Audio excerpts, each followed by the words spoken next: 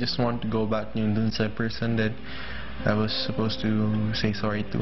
Sino ba yun, Kate? Gusto ko na malaman. Karen. Parang away kami ng away, then parang palagi lang kami hindi nagkakasundo. Pwede tayong mag-usap? Bakit? Basta. Bakit? Ano ba muna pagkain mo? Bakit? Basta.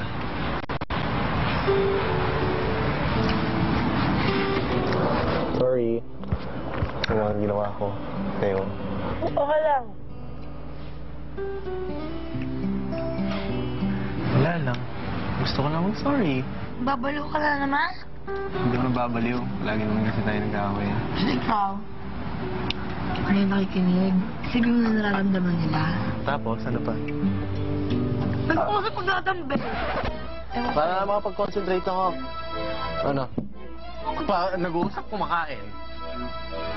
Ang tapag ko. At least ako nag-exercise. At least ako takot ka ba?